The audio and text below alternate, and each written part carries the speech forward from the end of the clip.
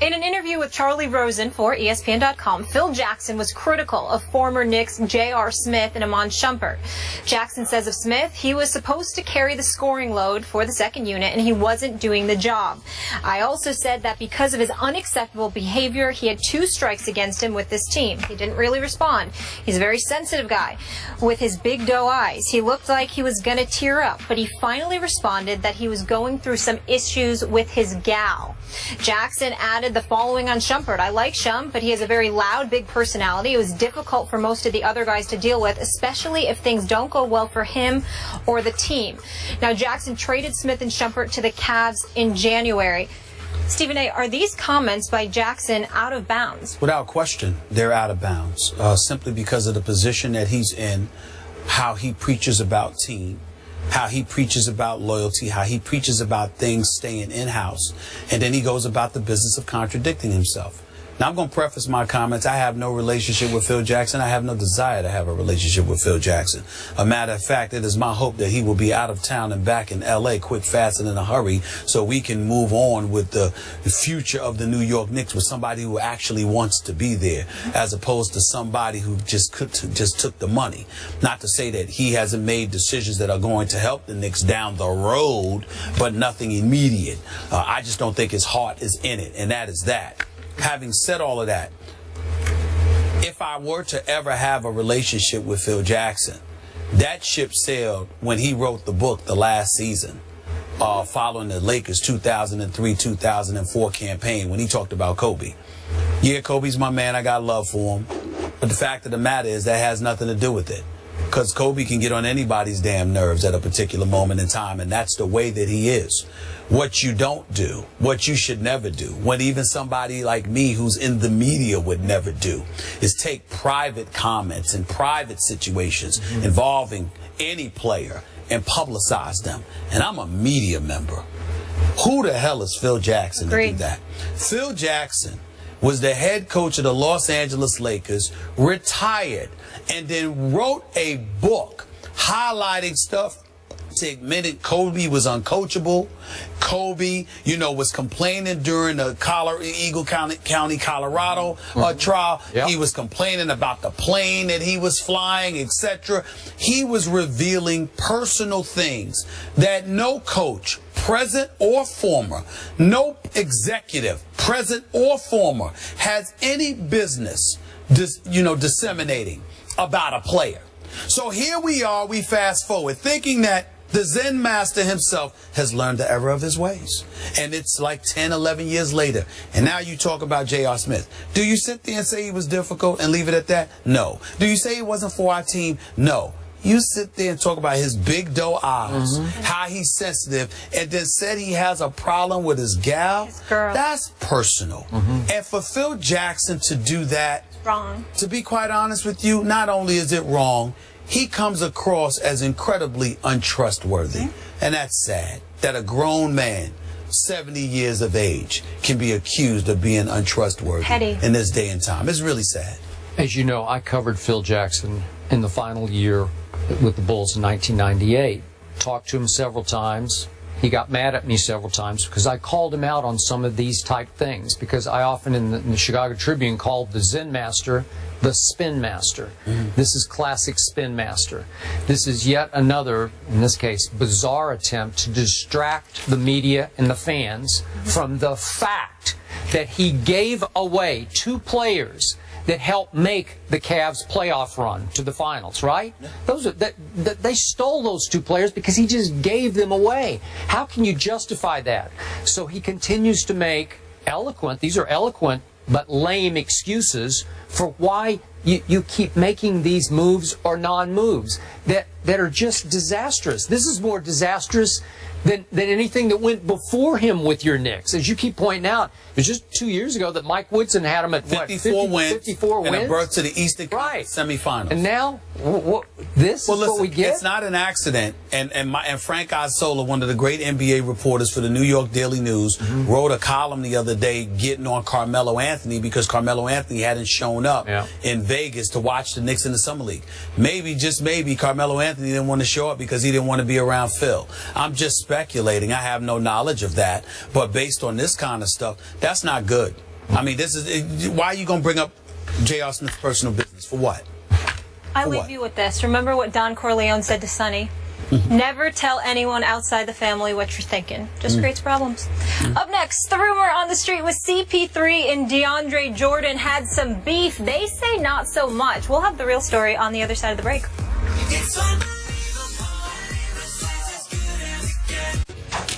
Well, it was a grind. They've been together about 17 days, and they really started to kind of gel here these last 2 or 3 games, and they listened and they played really hard for me, and so I'm just really appreciate their attentiveness and their alertness and their desire to win. They just competed. They were tired and they just fought through a lot.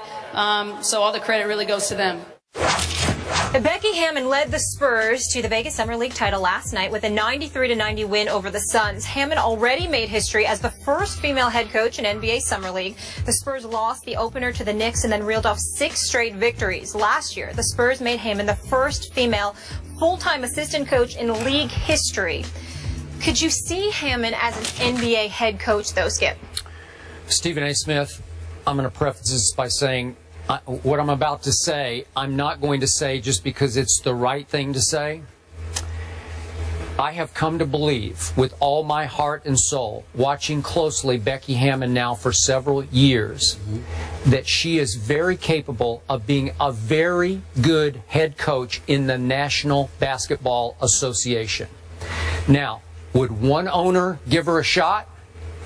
I would hope so, but maybe not. Will it require that Becky Hammon go coach a college men's team as a stepping stone to prove that she would be ready to coach an NBA team? Maybe so. All I know for sure is I watched a lot of the Spurs Summer League games. She was commanding. Those players responded to her. Coach Popovich, and she has his blessing, which is a big start here in this league, did not hesitate to name her the head coach of the Summer League team. And in the huddles we saw last night, I loved how she took over the huddle. I loved what she said when she snapped at the players for getting a little too cute with their play on the court. I loved how the players responded to her. I think she could do this because I know she was a very good point guard. I don't know if you followed her career in the WNBA. Yes. But she was 2 times first team All-WNBA, 2 times second team All-WNBA.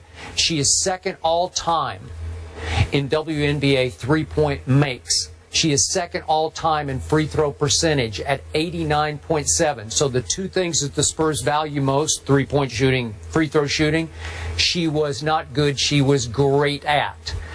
I just think she is made to break through this barrier. And I love it that Coach Popovich has taken her under his wing and that she is with the best organization in the NBA right now. Well, I echo your sentiments 1,000%. And you know, to follow your lead, I'm not saying this just because it's politically correct. I'm saying it because I'm the youngest of 6 kids.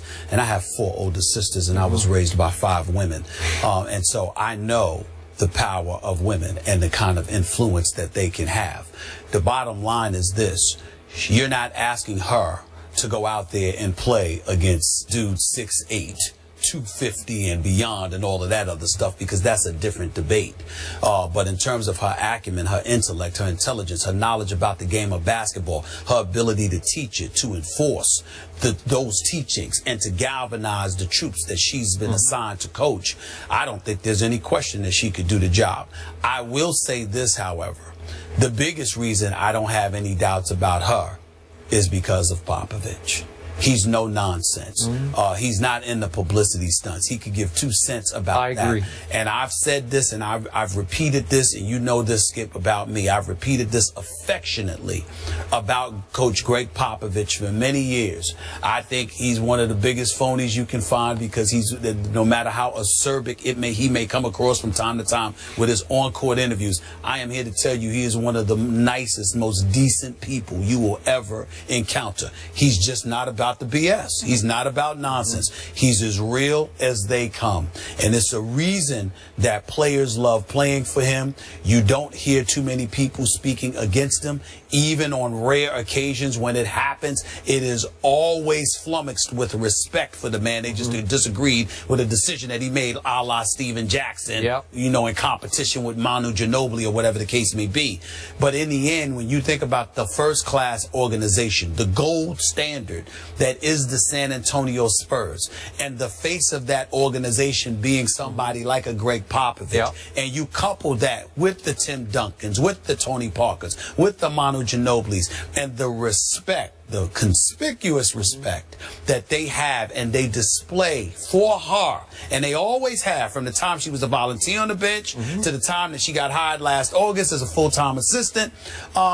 You don't harbor that level of affection and respect for somebody who can't do the job. That is correct. And if you are Greg Popovich, a 5-time champion, if you are Tim Duncan, a 5-time champion, if you're Manu Ginobili and Tony Parker, 4-time champions, and you feel that level of respect for this lady, there is something to that. There is. And so for me, I never questioned it. And so when I watched her, you know, last night and throughout this summer league coaching the way that she did, I wasn't surprised at all, because I see pretty much everybody from that Spurs tree being very, very similar. And that is a good thing. So I'm happy for her. And I do believe that somebody will take a chance on her. There's not going to be... Do you think so? Is that realistic? I think it's realistic, because at the end of the day, if somebody can do it, somebody can do it. And not only that, in this PC world that we're living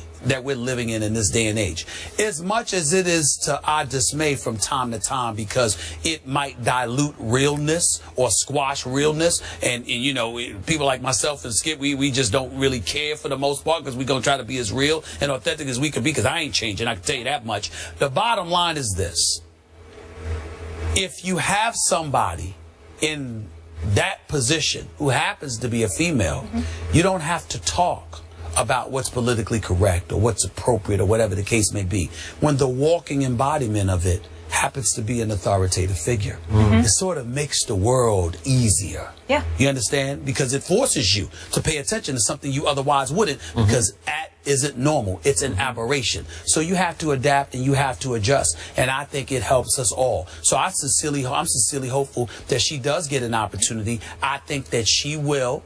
And I think it's because it will be earned, and not just because of Popovich, but also because of Mike Budenholzer and the job he did in Atlanta. That Spurs tree is elevating in respect. You got it. Everybody's taking notice. And if, in fact, Coach Pop, as he says, is going to coach on through the LaMarcus Aldridge contract 4 more years, as a Spurs fan, it would not bother me if Becky could wait it out for those 4 years, continue to learn, and take over. Would they make that leap with that model franchise that is the Spurs?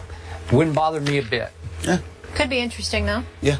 We stay in the association. Up next, a team struggling just a bit. Phil Jackson had some choice words about J.R. Smith. He did not hold back. Was it uncalled for? We'll discuss that next.